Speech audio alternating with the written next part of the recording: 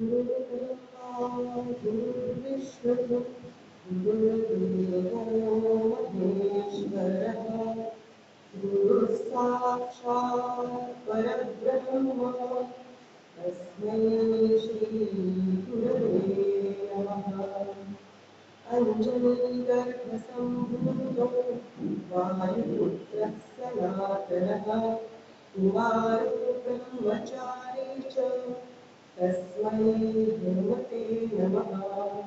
सदा देवकाशी जुवेदेवशाखा सदा रामनामी वदे नित्यवाचा स्वधर्मे च सारे सदा उत्तमाचा जही धन्यतोदास सर्वोत्तमाचा जय जय रघुवीर समर्थ।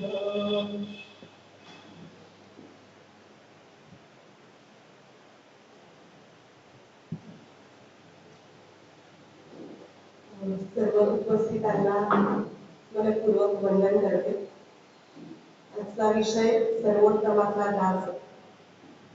आता मी जरी धन्य दास सर्वोत्तमाचा असा शेवटचा चरण मनाचे श्लोक म्हणतात। समर्थ रामदास ज्यांचे अवतार मानले जातात असे श्री हनुमंतराय यांच्याविषयी आज थोडंसं आपण चिंतन करणार आहोत। मुळात हनुमंताचा जन्म कसा झाला, याच्या आधीची पार्श्वभूमी काय आहे, त्याचं सुरेख वर्णन वाल्मिकी रामायणामध्ये केलेलं आहे।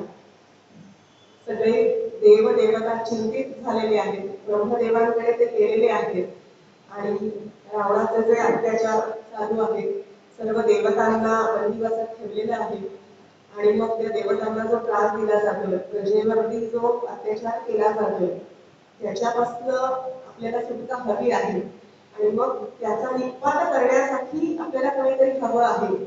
आणि अशी काय म्हणूया, अशी प्रार्थना करत सगळ्या देवतांकडे ब्रह्मदेवाकडे सगळ्या देवता गेल्या आणि त्या देवतांनी सांगितलं की तुम्ही काहीतरी करा, आता तुम्हीच वरदान दिलेलं आहे रावणाला, पण आता तुम्हीच काहीतरी त्याच्यातून मार्ग काढायला पाहिजे।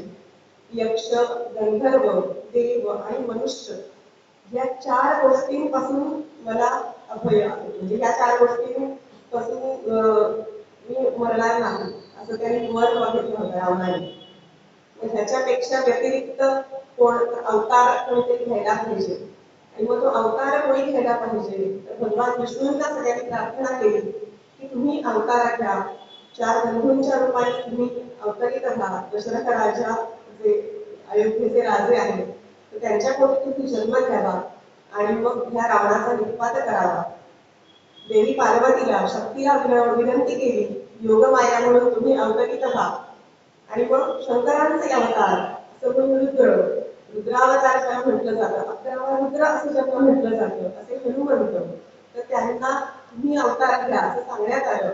आजच्या भाषेत सर्जिकल स्ट्राईक करायचं आहे किंवा प्लॅनिंग जे आपण त्याला म्हणतो, तर असं सगळं प्लॅनिंग ह्या देवतांचं झालं।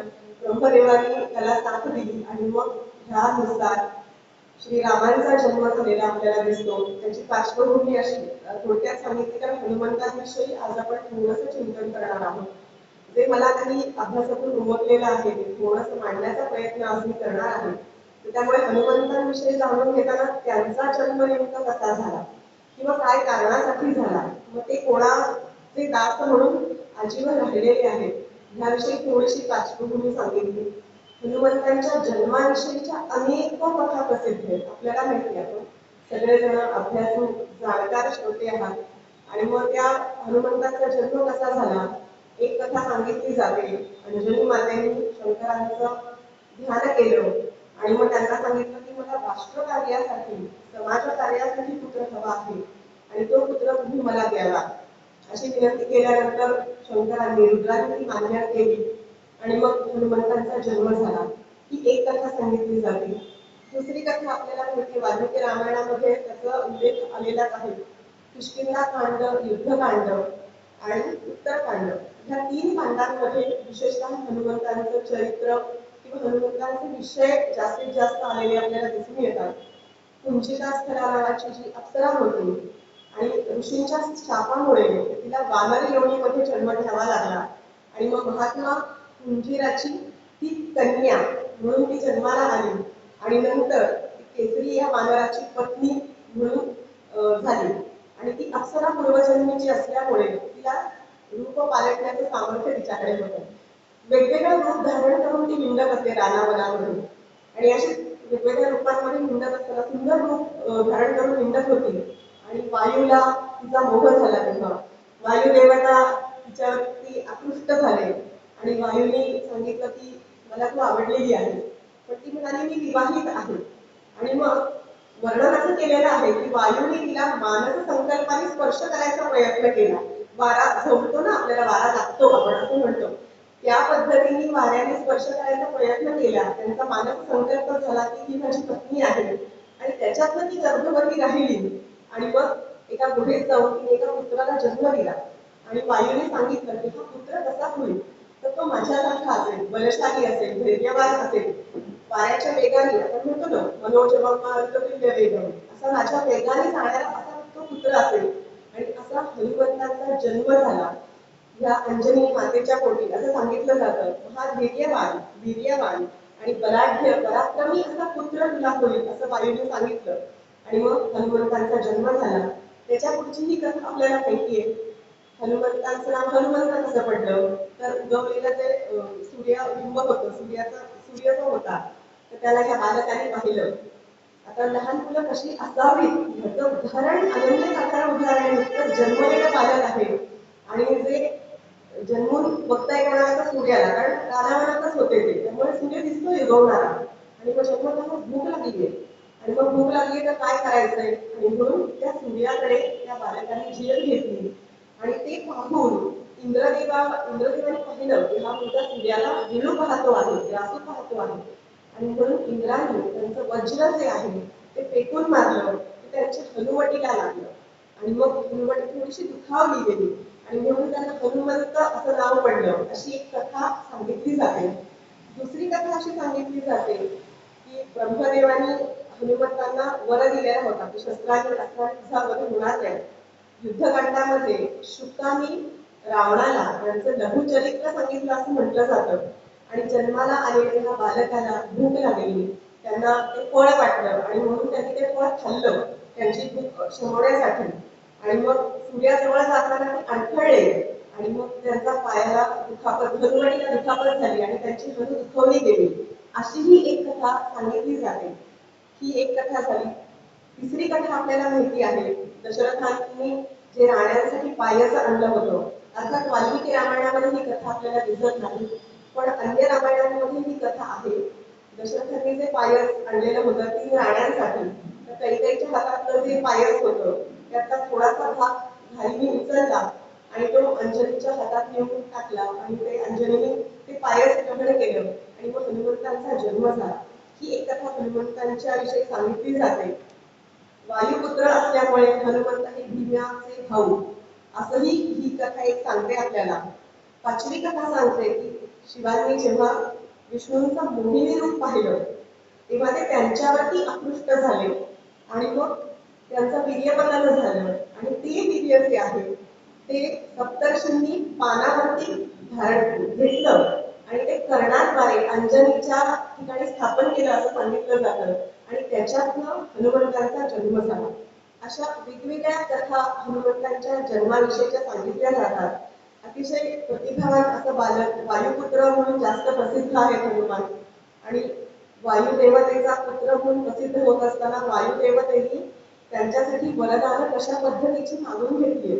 कारण जेव्हा इंद्राने त्यांच्यावर वज्र फेकलं तेव्हा वायुदेवता अत्यंत क्रोधित झाली आणि तिने तिचा वेग पूर्ण थांबवून घेतला आणि मग सृष्टी पूर्ण काय म्हणूया वाऱ्याशिवाय जशी होईल तशी सृष्टी झाली आणि मग वायूच मिळेना, प्राण घेणं ही मुश्किल व्हायला लागलं, श्वास घेणं मुश्किल व्हायला लागलं आणि म्हणून सगळ्या देवतांनी वायुदेवतेला प्रार्थना केली की तुम्ही आता काहीतरी करा, तुम्ही असं करू नका.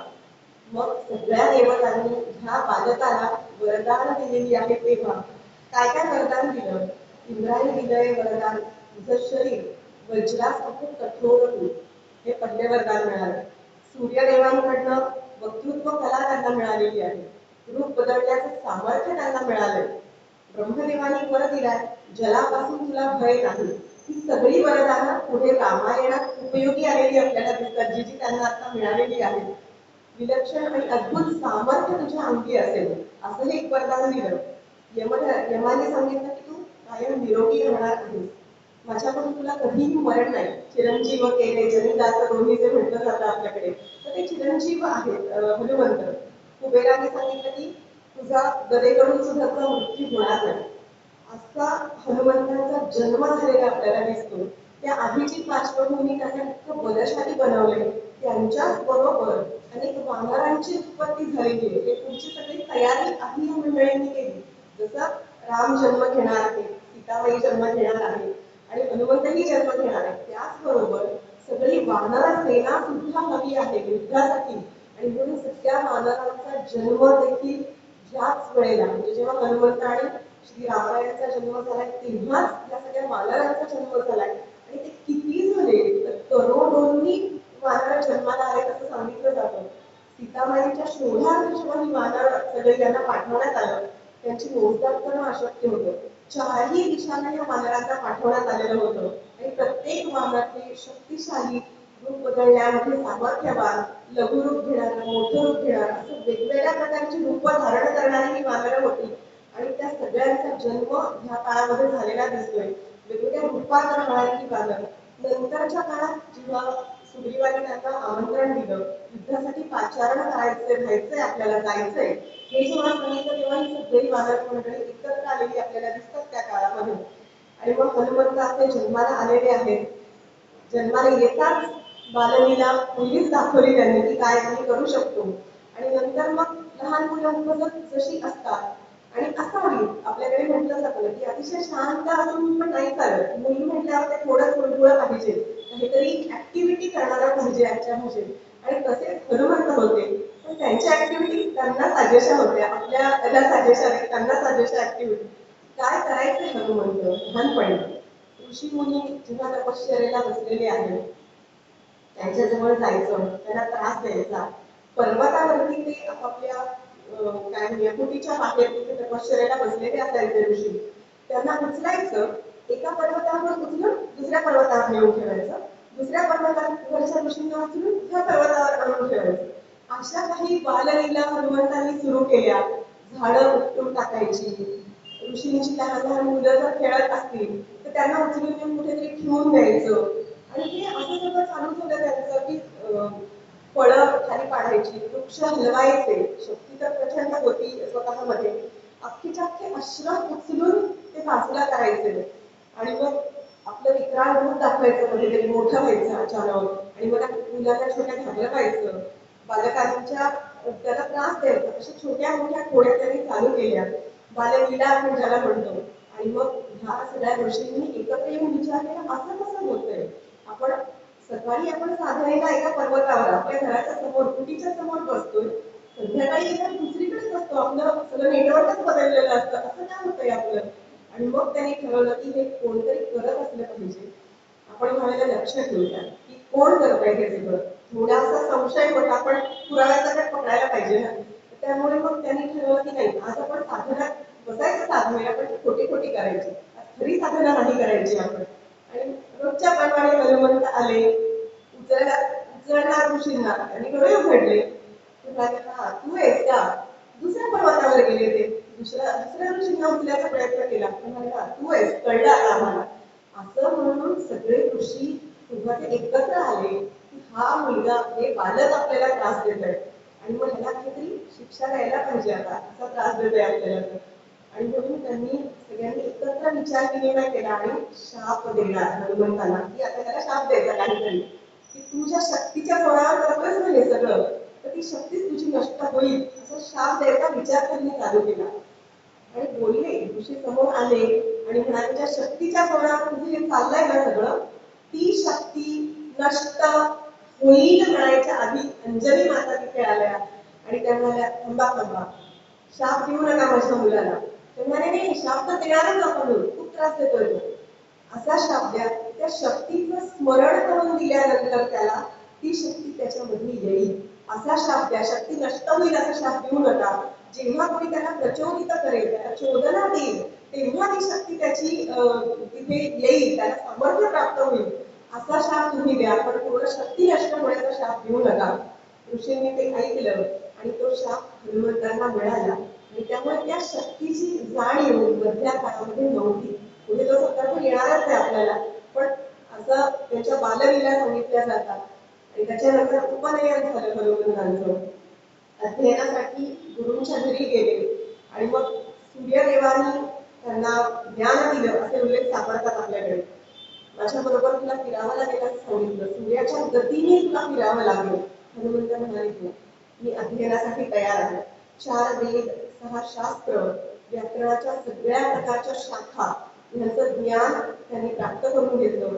अत्यंत तेजस्वी वाणी, गोड संभाषण आणि शक्तियुक्तीचा संगम त्याच्यामुळे त्यांच्यामध्ये आला. शक्तियुक्ती होती, पण बुद्धीची जोड त्याला लावली. शक्तीचा नंतर त्यांना प्रत्यय आला, पण हे सगळं त्यांच्याकडे मुळातच होतं. आणि ग्रास्पिंग पॉवर ज्याला आपण म्हणतो ती उत्तम असल्या कारणाने सगळं काही त्यांनी खूप लवकरात लवकर ग्रहण केलं. आणि मग समर्थांचं वचन आपल्याला माहितीच आहे, शक्तीने पावती सुखे, शक्ती नसता विटंबना. त्यामुळे शक्ती ही खूप महत्वाची आहे. आणि ह्या सगळ्या 14 विद्या 64 कला ज्याला आपण म्हणतो, अशा सगळ्या गोष्टींचं ज्ञान हे हनुमंतांनी ग्रहण केलं, त्यांचं अध्ययन केलं. त्याचा प्रत्यय आपल्याला पुढे रामायणात आलेला दिसतो. अशा हनुमंतांचं वर्णन समर्थ रामदासांनी फार सुंदर केलंय. समस्त चित्त चाळकू असा शब्द वापरलाय समर्थांनी. सगळ्यांचं चित्त आकर्षून घेणारा एक वेगळ्या प्रकारची देवता. जसं गणपतीचं रूप आपण म्हणतो ना, की आकर्षितच होतो आपण. गणपतीचं ते योगाचं रूप दिसलं समोर, कुठेही मूर्ती बघा, आता मूर्ती दिसायला लागल्यात बाहेर, गणेशोत्सव जवळ आलाय, त्यामुळे ती मूर्ती पाहिल्यानंतर आपण आपोआपच तिकडे आकर्षिले जातो. तसं हनुमंतांची पण मूर्ती ही वैशिष्ट्यपूर्ण आहे, हनुमंताचं रूपही वैशिष्ट्यपूर्ण आहे. आणि म्हणून समर्थांनी त्याचं वर्णन करताना म्हटलंय, समस्त चित्त चाळकू, सगळ्या चित्तांना आकर्षित करणारा असा हा हनुमंत आहे. टाकळीला समर्थ स्थापित मारुती आहे हे आपल्याला माहिती आहे. पसरट पाऊले, बळकट पाय, घरदार मांड्या, सपाट उदर, खोलगट नाभी, कमरेवर कासोटी, बलदंड बाहू, पर्वतासारखा कठीण असणारा असा उरोभाग, पुढे आलेले भव्य मुख, कपाळ, मस्तकी किरीट, कानी कुंडल, मागे मुरडलेली शेपटी, ताणलेली भ्रुकुटी आणि डोळ्यातून जणू काही ज्वाळा निघत आहे असं हनुमंतांचं रूप समर्थांनी वर्णन केलेलं आहे. आणि जसं म्हणला की चिरंजीव आहेत हनुमंत, 4ही युगामध्ये त्यांचा प्रताप आहे आपल्याला दिसतो. तर तो कसा कसा दिसतो, तर ते युगामध्ये ते शिवरूपात पार्वतीला रामकथा सांगतात. त्रेतायुगामध्ये त्यांनी श्रीरामांचं दास्यत्व केलेलं आहे. द्वापार युगामध्ये अर्जुनाच्या रथावर हनुमंत आहेत. आपल्याला सगळ्यांना कदाचित माहिती असेल की तिथे रथावर हनुमंत स्थापित झालेले आहेत. आणि आजच्या कलियुगात जिथे जिथे म्हणून रामकथा चालते तिथे तिथे हनुमंत येऊन बसतात अशी श्रद्धा आहे आपल्याकडे. त्यामुळे जेव्हा जेव्हा रामकथा असेल, जिथे कुठे रामकथा असेल तिथे हनुमंतांसाठी एक आसन मांडलेलं दिसतं आपल्याला. आपण जर बारकाईने पाहिलं तर लक्षात येईल. आणि त्यामुळे आजच्या काळामध्ये कुठे आहेत हनुमंत, तर जिथे जिथे रामकथा चालू, मग आपल्या मुखातही रामकथा असेल, रामनाम असेल, तर आपल्या मध्ये सुद्धा हनुमंत काय येणार नाही हा विचार ह्या निमित्ताने आपण नक्की करायला हवा. असे हे हनुमंत श्रीरामांना भेटतायत. कधी भेटतायत, जेव्हा सीतेच्या शोधार्थ श्रीराम फिरतायत. ऋष्यमुख पर्वत असं म्हटलेलं आहे. ऋष्यमुख किंवा ऋष्यमुख असं दोन्ही त्याचे नावं दिली जातात. ऋष्यमुख म्हटलं तर ऋषींच्या मुखासारखा आकार असणारा तो पर्वत, म्हणून ऋष्यमुख पर्वत. आणि हनुमंतांना श्रीरामांना सांगण्यात आलं होतं की ह्या पर्वतावरती सुग्रीव नावाचा वानरराज आहे, तो तुम्हाला सीता शोधनार्थ मदत करणार आहे आणि तुम्ही त्याला जाऊन भेटायचं आहे. आणि म्हणून हे दोघं भाऊ शोधात फिरतायत. सीतेचा सीता मातांचाही शोध घेत आहेत आणि सुग्रीवांचाही शोध घेत आहेत. पर्वतावरून हनुमंत आणि सुग्रीव, हनुमंत हे सुग्रीवांचे मुख्यमंत्री आहेत, त्यांचा सगळा कारभार सांभाळणारे आहेत. वाली सुग्रीव युद्ध द्वंद्व सगळं आपल्याला माहिती आहे. तर त्यामुळे सुग्रीव कुठे येऊन राहिले, ऋष्यमुख पर्वतावरती. आणि वाली तिथे फिरकू शकत नाहीये, कारण त्यांना ऋषींनी शाप दिलाय की या बाजूने यायचंच नाहीये. त्यामुळे वाली वेगळ्या बाजूला आहे आणि तिथे पर्वतावर ती झोन मध्ये आजच्या भाषेत तर हे सुग्रीव राहिलेले आहेत. पर्वतावरनं राम आणि लक्ष्मण या दोघांना ते बघतायत दोघ जण. आणि सुग्रीवांना भीती वाटली परत नेहमीप्रमाणे की बहुतेक वालीनी पाठवलेलं आहे कोणाला तरी, असे उंच पुढे दिसत आहेत, धनुष्यबाण आहे दोघांकडे, तेजस्वी आहे दोघं हे भाऊ किंवा दोन मुलं, तरुण मुलं, आणि बहुतेक आपल्यावरती हल्ला करायला त्यांना पाठवलं. आणि म्हणून ते हनुमंताला सांगतात, काय रे करायचं आता आपण, बहुतेक आपल्यावरती हल्ला करणार आहे, जाऊया का आपण दुसरीकडे पळून कुठेतरी. हनुमंत म्हणाले, थांबा जरा, एवढी घाई कशाला करताय, मी विचारून येतो कोण आहे काय आहे. चेहऱ्यावरनं तरी मला वाटत नाही की ते आपल्याला मारायला आले असावे, पण सांगता येत नाही, चौकशी करायला आहे. पण तुम्ही घाबरू नका. मुख्यमंत्री जे काम करतात की धीर देण्याचं काम, ते सुग्रीवाला धीर देण्याचं काम त्यांनी केलेलं आहे. आणि मग हनुमंत आले ब्राह्मण वेशामध्ये, स्वतःच्या वेशात मूळ रूपात नाही आले ते, ब्राह्मण वेश धारण केला आणि तिथे आले. साधा सोपा वेश धारण करायला त्या काळात एक काय कुठलंही रूप धारण करू शकायचं, पण तो वेश धारण केला आणि यांच्या समोर येऊन प्रकट झालेले आहे. येताच समोर एकमेकांना नमस्कार झाला आणि मग त्यांनी विचारलं श्रीरामांना, तुम्ही इथे काय करताय, या वनामध्ये तुम्ही काय करताय. तर असं अरण्य आहे की जिथे सामान्य माणूस कोणी फिरू शकणार नाहीये, म्हणजे लोक काय करतात तिथे. मग तेव्हा श्रीरामांनी सांगितलं की माझ्या पत्नीचा शोध घेण्यासाठी आम्ही आलेलो आहोत आणि सुग्रीव राजा जे आहेत ते आम्हाला त्या शोधनात मदत करतील असं सांगण्यात आलेलं आहे. आणि त्यामुळे आम्ही त्यांचा शोध घेतोय आम्ही की कुठे भेटतील आम्हाला सुग्रीव. हनुमंतांनी सांगितलं मुख्यमंत्री आहे त्यांचा. मग श्रीरामांना बरं वाटलं की चला कोणीतरी ओळखीचं भेटलं आणि भेट घालून द्या का तुम्ही आम्हाला, असं त्यांनी विचारलं. आणि असं विचारल्यानंतर हनुमंत लगेच हो म्हणाले नाही. त्यांच्याशी चर्चा झाली आहे दोघांची एकमेकांशी. ज्या पद्धतीने हनुमंतांनी श्रीरामांशी संवाद केलाय, श्रीराम काय सर्वोत्तमाचा दास विषय बघतोय पण सर्वोत्तम जे आहे असे हनुमंतांबरोबर चर्चा करताय. आणि मग त्या चर्चेदरम्यान हनुमंतांच्या बुद्धीचं पांडित्य त्यांच्या समोर आले. अस्खलित संस्कृत मध्ये संभाषण त्यांनी केलेलं आहे. कुठे कसे हातवारे करायला पाहिजे, विषय कसा मांडायला पाहिजे, भ्रुकुटी केव्हा काढली गेली पाहिजे, असं बारीक सारीक तपशिलासह ते संवाद करतायत, वार्तालाप करतायत की सुग्रीव कसा आहे, काय आहे, तुमची परिस्थिती काय आहे, हे सगळं त्यांनी समजून जेन्युइन वाटतात का खरंच हे करताना बघायचंय की काय आहेत नेमके हे. आणि मग बुद्धीचं त्यांच्या जे पांडित्य पाहिलं श्रीरामांनी, आश्चर्यचकित झाले श्रीराम. श्रीरामांकडे काय होतं, साक्षात देवा अवतार आहे, काय होतं, सगळं होतं त्यांच्याकडे, पण तरीही समोरच्याने त्यांना प्रभावित केलं होतं. म्हणजे काय बुद्धिमत्ता वरिष्ठ कशाला म्हणतो आपण ते लक्षात येईल आपल्याला. आणि मग ते म्हणाले की थांबा, मी जरा जाऊन येतो, सुग्रीवांशी बोलून येतो. लगेच आश्वासन दिलेलं नाही, मी जाऊन येतो म्हणाले. किती वेळ लागेल, पर्वत कुठे, तुम्ही कधी जाणार, ब्राह्मण वेशात त्याचं कारण. मूळ रूपात प्रकट झाले हनुमंत, म्हणाले आलोच जाऊन. 2-3 उड्यांमध्ये पर्वतावरती गेले हनुमंत. तिथे निरोप दिलाय सुग्रीवांना आणि सांगितलं सगळं की असं असं झालेलं आहे. मग सुग्रीव म्हणाले घेऊन ये त्यांना. परत श्रीरामांच्या समोर आले, हनुमंत रूपात स्वतःच्या रूपात प्रकट झाले आणि म्हणाले चला सुग्रीवांनी बोलवले तुम्हाला, कसं जायचं आपण, आम्ही दोघं तुम्ही कसं जायचं. विशाल रूप धारण केलं स्वतःचं, खांद्यावर बसा ना म्हणाले माझ्या, खांद्यावरती बसवलं दोघांना आणि पर्वतावरती घेऊन गेले. किती बारकाईने प्रत्येक गोष्ट करायची असते हे हनुमंतांच्या चरित्रातून आपल्याला शिकायला मिळतं की स्टेप बाय स्टेप कसं जायचं सगळं. आता मग त्यांचा परिचय झाला. वालीनी सुग्रीवाची पत्नी पळवून नेली, हे वालीचं दुःख आहे. रावणाने श्रीरामांची पत्नी नेलेली आहे कारण करून हे श्रीरामांचं दुःख आहे. दोघेही कसं म्हणतात तर समदुःखी आहेत. आणि मग एकमेकांच्या समदुःखाचं शेअरिंग झालं, वाटणं झालं एकमेकांना. आणि मग ती आपण एकमेकांची मदत करायची, आपण एकमेकांचे मित्र व्हायचं, हे त्यांचं ठरलं. मग कसं करायचं हे, नुसतं बोलून करायचं का, काही नको का, करार काहीतरी पाहिजे. मग कसा करायचा तो करार, त्या काळाचा करार. आणि मग 2 लाकडं आणली, छोटंसं वेदी तयार केली, लाकडं एकमेकांवर घासून घर्षण करून अग्नी तयार केला. आणि मग या अग्नीच्या समोर तुम्ही दोघं जण प्रतिज्ञा घ्या किंवा शपथ घ्या की आम्ही एकमेकांना सहाय्य करणार आहोत. इथपर्यंत हनुमंतांचा बारकाव्यांनी अभ्यास दिसतो प्रत्येक गोष्टीचा की हा करायचंय नाही. सिस्टमॅटिक ज्याला आपण म्हणतो ना, वाल्मिकी रामायण वाचलं तरी लक्षात येतं आपल्याला की किती बारकाईने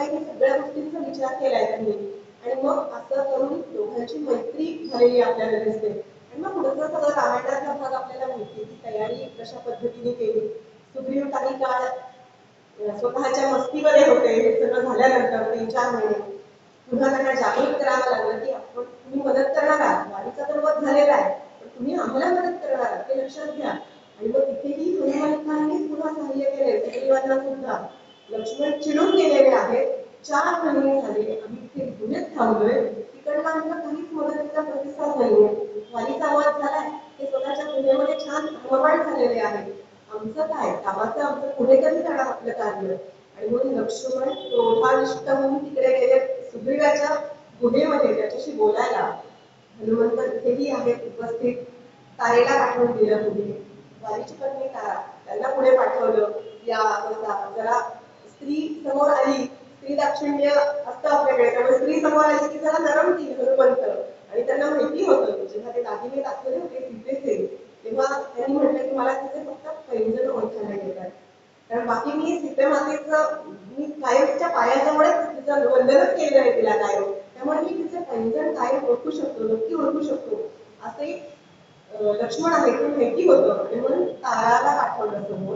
आणि मग हळूच मागलं स्वतः गेले, निवेदन केलं त्यांच्या समोर, आम्ही काम केलंय, असं नाही केले की आम्ही नुसतेच बसलो, हे सगळं हनुमंतांनी केले ना.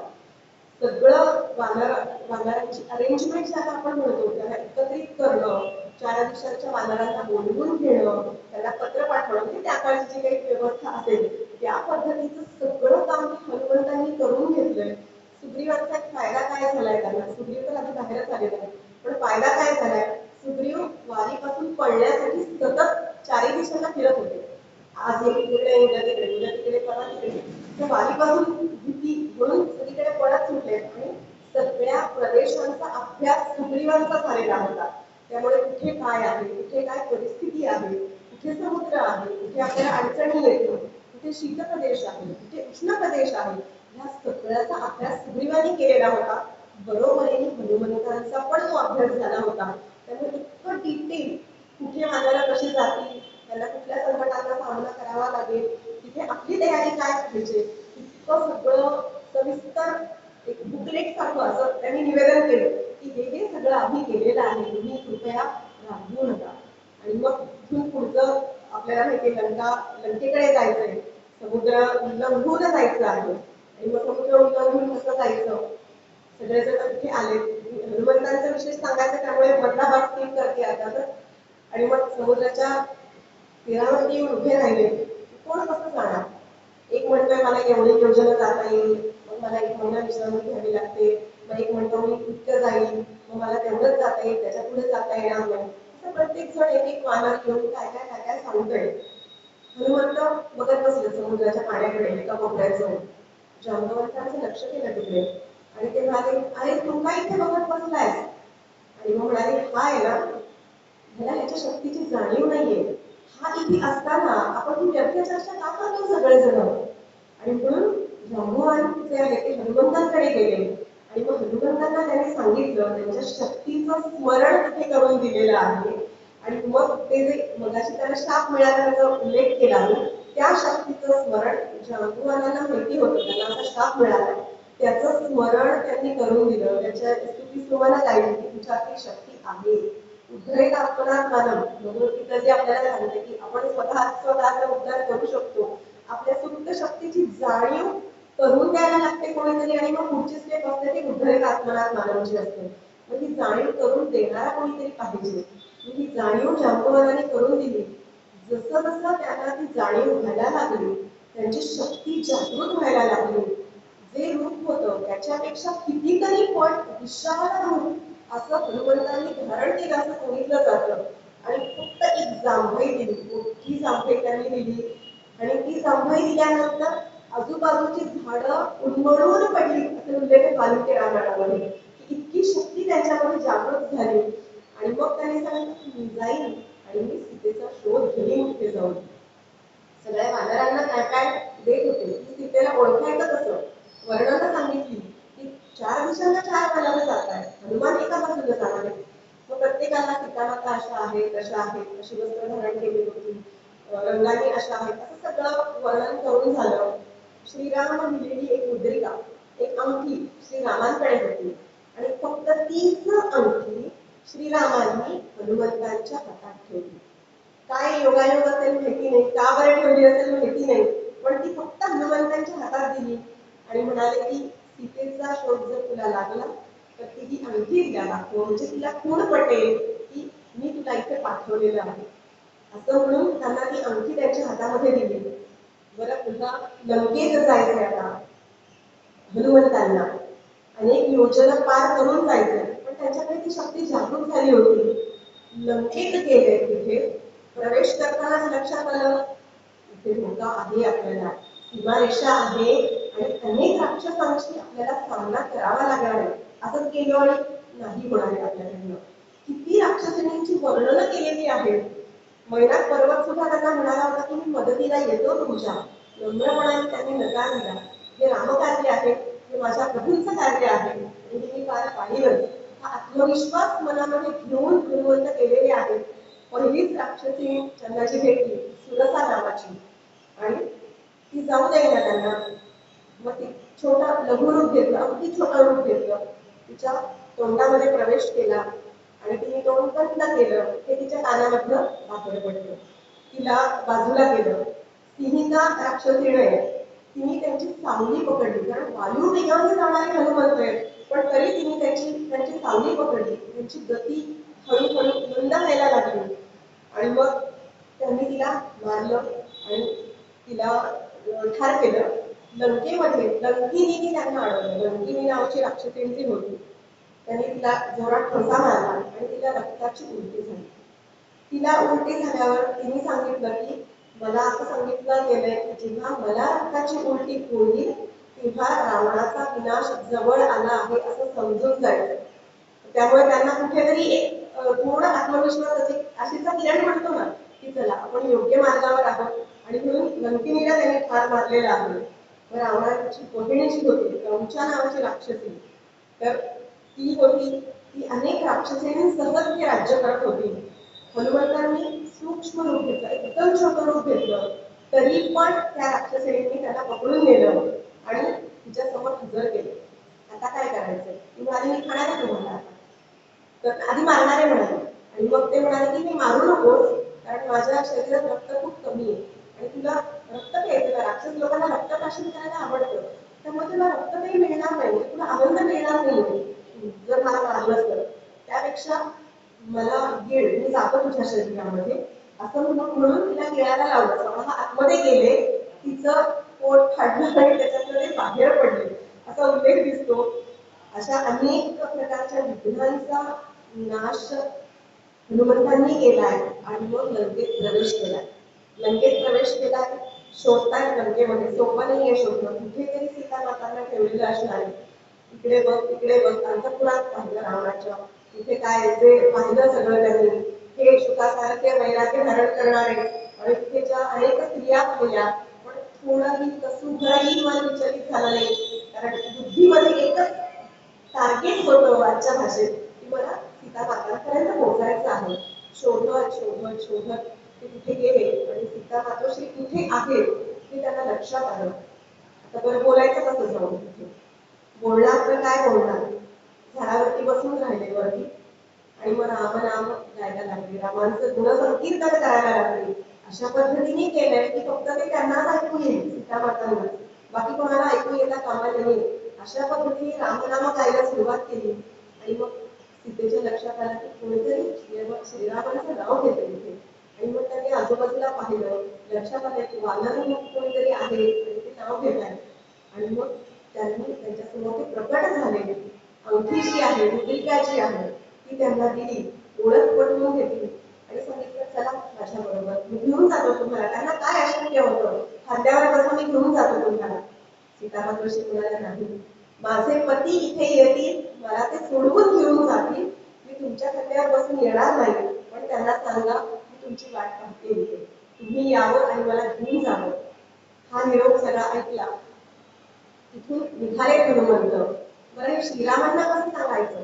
आपण लगेच मी केलेलं आहे असं करून खाली खरी करतो ना, एवढं वृत्त लिहून देतो आपण बऱ्याच वेळेला की आता असं तो ठीक केलेलं आहे. ते त्यांनी नाही केलं. पण म्हणजे कोणाला सांगितलं जाऊन सगळं? तर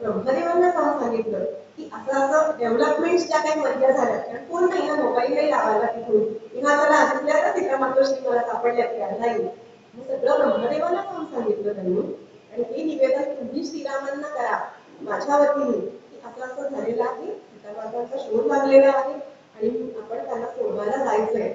आणि नुसतंच तिथे त्या लंकेमध्ये अभ्यास केला, लंकेमध्ये जाऊन तिथे बुद्धिमताम वरिष्ठ का म्हटलं जातं हनुमंतांना, जी लंकेमध्ये सगळं आग लावली लंकेला, स्वतःच्या सामर्थ्याचं प्रदर्शन केलं. जर दास कसा आहे तर त्याचा गुरु कसा असेल, त्याचा स्वामी कसा असेल ह्याचं उदाहरण दिलं. रावणाच्या दरबारामध्ये जेव्हा पकडले गेले, पकडून पकडून घेतलं, पकडले गेलेच नाही ते पण पकडून घेतलं कशासाठी बघायचंय मला त्या रावणाला, त्याचा राजदरबार बघायचा, कोण कोण तिथे आहे हे बघायचं आहे मला. आणि मग आसन मला पाहिजे तसं राजाच्या बरोबरीचं आसन मला पाहिजे. रावण म्हणाला कसं खाली नाही म्हणाले, शेपटीचे वेटोळे वेटोळे वेटोळे ठेवले गेले आणि त्याच्यावर जाऊन बसले, रावणाच्याही वरती आले ते. आणि असा संवाद रावणाशी केलाय त्यांनी की काय आहे व्यक्ती हे समजून घ्यायला पाहिजे ना आपण. युद्ध करायचं ज्याच्याशी त्याला आधी जाणून घ्यायला नको का आपण, आणि मग ती परिस्थिती काय, कशा पद्धतीने आपल्याला शिरता येईल, काय करायला पाहिजे, प्रजाजन कसे आहे. प्रजाजनांच्या मनामध्ये पण रावणाविषयीची एक वेगळी भावना मनात निर्माण झाली की आपला राजा काहीच करू शकत नाही आपल्यासाठी. एक कुठला तरी मानव येतो, आग लावतो काय, सगळं वृक्ष उन्मळून टाकतो काय, काहीही करतोय तो, आपल्या राजाकडे सामर्थ्य नाहीये तेवढं. त्याचं मनोबल, त्याचं मनोधैर्य खच्ची करण्याचा प्रयत्न हनुमंतांनी केलाय. हे स्वतःच्या बुद्धीने केलेलं सगळं त्यांनी, त्याला कोणी सांगितलं नव्हतं. पण एखादं काम सोपवलं की कशा पद्धतीने करायचं, आपण ऐकायचं कशासाठी हे सगळं, तर त्यातनं आपल्याला काय मिळतं. कथा तर सगळ्यांनाच माहिती असतात, पण त्या कथेतनं आपण काय बोध घेतोय, तर मला एक काम सोपवलं तर मी कशा पद्धतीने ते पुढे नेणार आहे ह्याचं सविस्तर वर्णन आपल्याला वाल्मिकी रामायणात दिसतं. आणि असं असं काम करायचं असतं, एखादी जबाबदारी दिली की कशा पद्धतीने ती पार पडायची याचं उत्तम उदाहरण म्हणजे हनुमंत आहे. की जे जे सांगितलं उत्तम रीतीने त्यांनी ते केले, त्याचा बारकाईने अभ्यास केलाय. त्यांच्या मनामध्ये रामाविषयीचं जे काय म्हणतो आदर, रामाविषयीची एक भीती सुद्धा निर्माण केली लंकेतल्या लोकांच्या मनामध्ये की हे जर आले आपल्यावरती चालू तर आपलं काय होणार. अशा पद्धतीचं सगळं काम ते हनुमंतांनी केलंय. आणि मग त्याचं निवेदन जे आहे ते तिकडे जाऊन ब्रह्मदेवांनी त्यांच्या समोर श्रीरामांच्या समोर केलेलं आहे. श्रीरामांचा भक्त आणि दास असं दोन्ही म्हणून हनुमंत प्रसिद्ध आहे. आणि सदैव माझं दास्य करणारा असा तू, मला कायम जवळचा हवा हवासा वाटतो असं श्रीराम कायम त्यांना म्हणत असत. आणि मग हनुमान नाटककार जे आहे त्यांनी त्याचं वर्णन फार सुंदर केलंय. देहबुद्ध्यास्तु दासोहम, जीवबुद्ध्यास्त वदंशकः, आत्मबुद्ध्यास्तु त्वाम एव इति मे निश्चिता मती. तू कोण आहेस हनुमंता, असं श्रीरामांनी त्यांना विचारलेलं आहे. आणि मग हनुमंत उत्तर काय देतात, देहबुद्धीने मी आपला दास आहे, जीवबुद्धीने म्हणाल तर आपला अंश आहे, आणि आत्मबुद्धीने म्हणाल तर मी तोच म्हणजे तुम्ही आणि मी एकरूपच आहोत अशी माझी बुद्धी मला कायम सांगते. फार सुंदर वर्णन तुम्ही वाल्मिकी रामायणामध्ये येत नाही, पण अन्य रामायणकारांनी किंवा हनुमान नाटककार जे आहेत त्यांनी लिहिताना हनुमंतांविषयी लिहिताना हे लिहिलेलं आहे की किती एकरूपता असावी. असे हनुमंत आपल्याला वीर मारुती, प्रताप मारुती ह्या वेगवेगळ्या रूपांमध्ये पण दिसतात. आणि आता मग समर्थ रामदास आणि हनुमंत यांचं नातं आपण थोडंसं समजून घेऊ. हनुमंतांचे अवतार समर्थ मानले जातात. हिमालयामध्ये थंडीपासून रक्षण व्हावं म्हणून हनुमंतांनी दिलेली वल्कलं समर्थ रामदासांना ती आजही सज्जनगडावरती आपल्याला पाहायला मिळतात. की थंडीपासून तुझं रक्षण व्हायला पाहिजे अशा विचाराने हनुमंतांनी ती वल्कलं समर्थांना दिलेली होती. आणि श्रीरामांनी समर्थांवरती सोपवलं होतं हनुमंतांना की तू ह्याचं रक्षण कर. हिमालयामध्ये जेव्हा समर्थ गेलेले होते तर तेव्हा हर तऱ्हेने रक्षण समर्थांचं हे हनुमंतांनी केलेलं आहे. आणि मग हनुमंतच का समोर देव म्हणून प्रस्थापित करायचा आहे. शक्ती, बुद्धी, युक्ती, बल या सगळ्याचं प्रतीक असणारा हनुमंत. कारण त्या काळातल्या समाजामध्ये जे मोगली अत्याचार होत होते त्यांना समर्थपणे सामोरं जाण्यासाठी, उत्तर देण्यासाठी शक्ती, बुद्धी, युक्तीचा संगम असणं गरजेचं होतं. मग आदर्श पण कसाच असायला पाहिजे समोर. आणि म्हणून हनुमंतांची मंदिरं ठिकठिकाणी समर्थ रामदासांनी स्थापन केलेली दिसतात. समर्थ हनुमंतांचं वर्णन करताना म्हणतात, हनुमंत आमची कुळवली राममंडपा वेला केली, श्री राम भक्तीने पळवी रामदास बोले या नावी. अमुचे कुळी हनुमंत आराध्य दैवत श्री रघुनाथ, तयावीर अमुचा परमार्थ सिद्धी देन पवे सर्वथा. सहाय्य आम्हासी हनुमंत आराध्य दैवत श्री रघुनाथ, श्री गुरु श्री राम समर्थ काय गुणे गाजासी. हनुमंत आमच्या पाठीशी असताना आम्हाला काय गुण असणार आहे. या शब्दातूनच समर्थांचं आणि हनुमंतांचं एक वेगळं नातं स्पष्ट होतं. समर्थ संप्रदाय जो स्वरूप संप्रदाय असं देखील म्हटलं जातं, त्यांचं आराध्य दैवत कोण आहे, अर्थातच श्रीराम आणि सीतामाई. रामदासांच्या भक्तीची ती मुळवेल अशी मानली जाते, उपासनेची कुळवंती मानली जाते.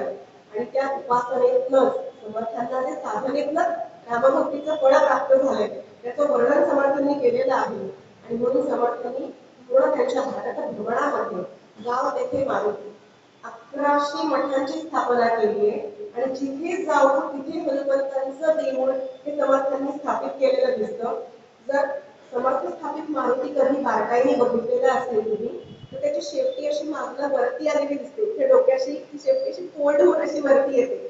तर असे जे मारुती आहेत, जे मारुती आहेत, त्या सगळ्यांची स्थापना समर्थांनी केलेली आहे. पहिला मारुती जो त्यांनी तयार केला, गोमयाचा मारुती बनवला समर्थांनी, आणि मग त्याची स्थापना करून लोकांना बलोपासनेला प्रवृत्त केलं. आणि असं देव आणि भक्ताचं हे अनोखं नातं आपल्याला दिसून येतं. हनुमंतांकडे प्रार्थना काय करतायत समर्थ, की समाजामधलं दैन्य नष्ट कर, लोकांच्या मनामध्ये सद्भावना रुजू दे, शांती समाधानाची भिक्षा तू आम्हाला घाल, असं समर्थ कायम सांगतात. आणि मग हनुमंतांकडनं शारीरिक बळ, बुद्धी, सामर्थ्य, युक्ती हे सगळं समर्थांनी मागून घेतले आणि स्वतः केले आणि करायला लावले. रोज 1200 सूर्यनमस्कार समर्थ स्वतः घालत असत. आदर्श आधी गेले आणि मग सांगितले, हे कायमच समर्थ सांगतच असतात. त्यामुळे स्वतः करणं आणि मग करायला लावणं हा आदर्श लोकांसमोर होता. त्यामुळे अनेक लोक घडलेली आहेत त्या काळामध्ये. 1100 मठ स्थापन करणं, त्याच्यावरती महंतांची स्थापना करणं, त्यांना मालकी हक्क नाही दिलाय, सांभाळण्यासाठी महंतांची स्थापना, महंतांचं सुंदर वर्णन समर्थांनी केले कसे असायला पाहिजे. हनुमंतांसारखेच महंत पण, की मठाचा महंत हा कसा असला पाहिजे त्याचे वर्णन फार सुंदर दासबोधामध्ये समाजात केले समर्थांनी. आणि मग आजच्या काळात आपण म्हणतो ना, ट्रस्टी असणं खऱ्या अर्थाने, मालक नव्हे.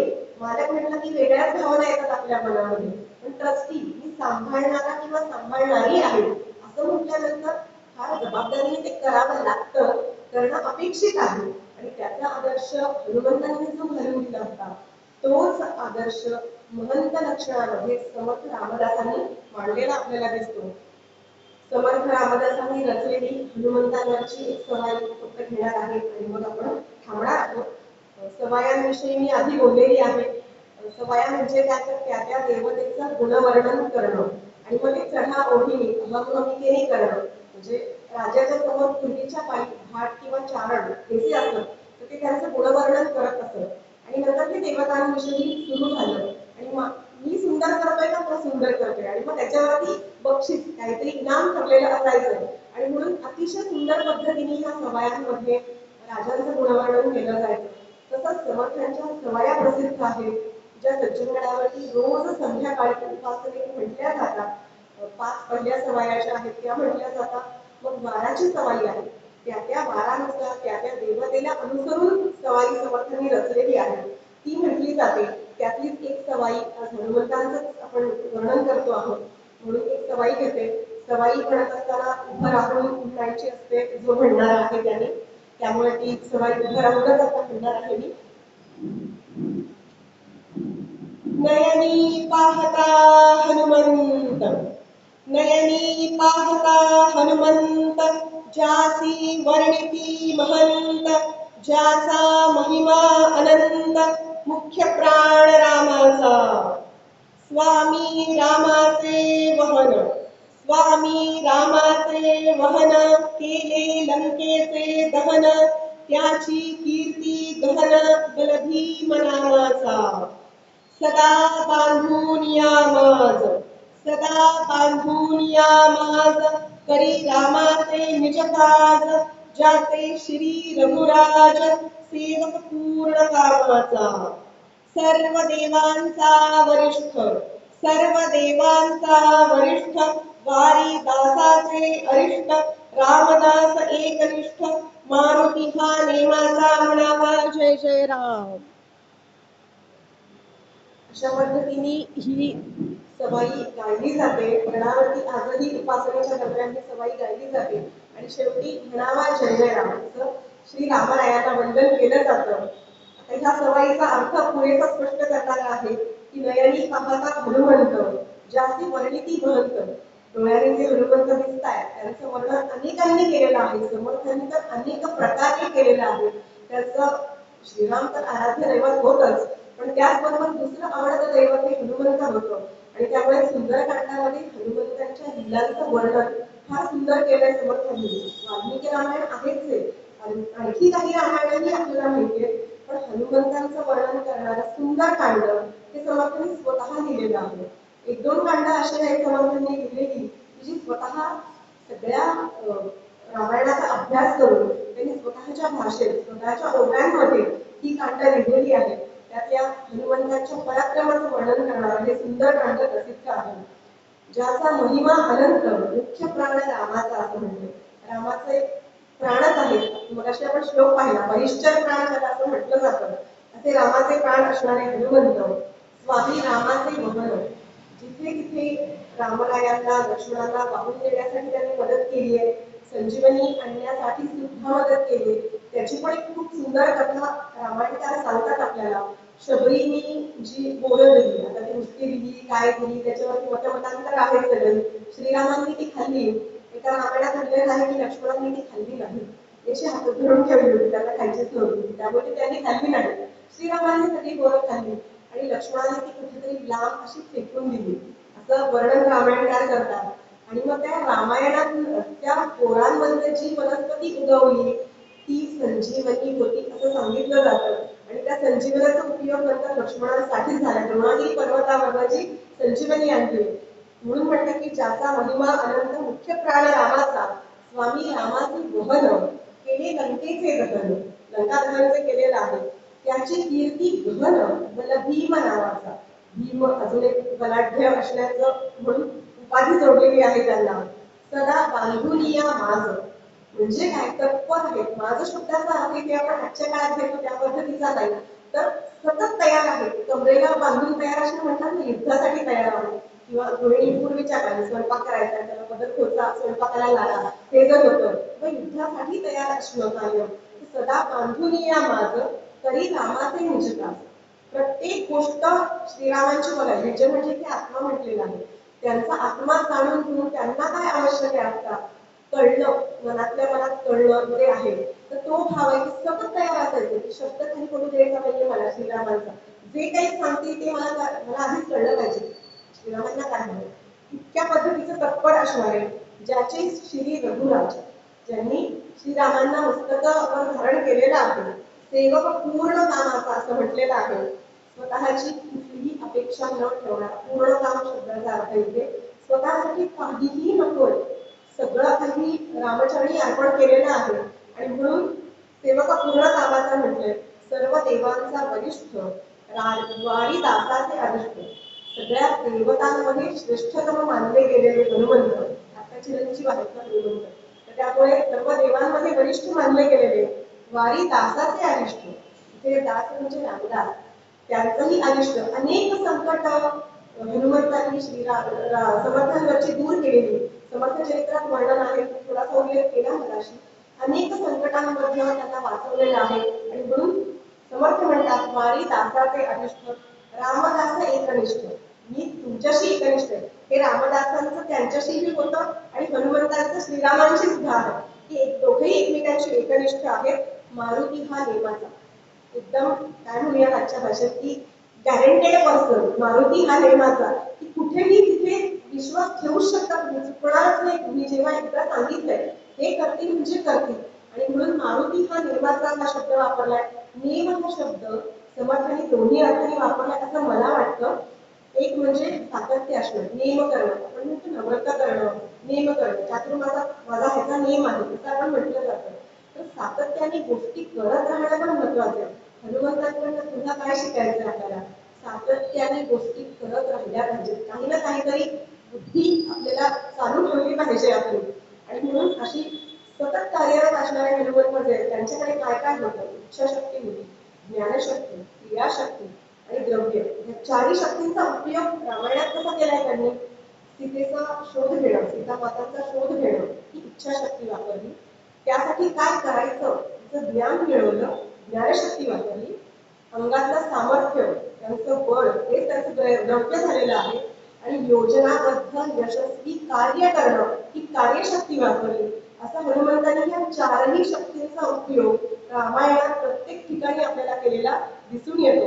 मग आजच्या काळात सकल गुणविधान असणारे हनुमान जे आहेत त्यांच्याकडनं आपल्याला अनेक गोष्टी शिकता येतील. एकनिष्ठता आहे, नेमस्थपणा आहे, उपासनेमध्ये सातत्य आहे, जबाबदारीची जाणीव असणं आहे आणि ती जबाबदारी 100% पूर्ण पार पाडण्याचं सामर्थ्य स्वतःमध्ये आणणं, स्वतःवरती तो विश्वास असणं हे महत्वाचं आहे. ही उपासना कशी येईल, साधना कशी येईल? आपण पाहिलं की उपनयन झाल्यानंतर अध्ययन केले त्यांनी 14 विद्या 64 कलांचं अध्ययन करून अभ्यासाही प्रकटावे असं समर्थ म्हणतात. त्याचा फायदा त्याच्या पुढच्या या सगळ्या कार्यपद्धतीमध्ये झालेला आहे. हे आपण आज हनुमंतांकडनं शिकू शकतो. त्यांचं सामर्थ्य जे आहे, त्यांचं शक्ती जी आहे ती वाचनबुद्धी शक्ती असेल, अंगातलं सामर्थ्य असेल, हे सगळं बुद्धिमत्ता सामर्थ्य असेल, हे सगळं आपल्याला आजच्या काळात शिकता येण्यासारखं आहे. आणि म्हणून सर्वोत्तमाचा दास, त्याचे गुरु सर्वोत्तम आहेतच आणि त्या सर्वोत्तमांचा दास सुद्धा उत्तम आहे. आणि असा उत्तमतेकडे जाण्याचा प्रवास आपणही ह्या निमित्ताने सुरू करूयात. आणि त्या प्रवासामध्ये आपल्याला यश मिळावं, आपले प्रयत्न मार्गी लागावेत. आपण आधी प्रयत्न करूयात आणि ते मार्गी लागावेत. याच्यासाठीचे आशीर्वाद आपण श्रीरामांकडे मागूयात, समर्थांकडे मागूयात, हनुमंतांकडे मागूयात. जय जय रघुवीर समर्थ, पावावया रघुनाथ, मनी वाटे आर्त, तेने घ्यावा हनुमंत, घडविल रामदूत.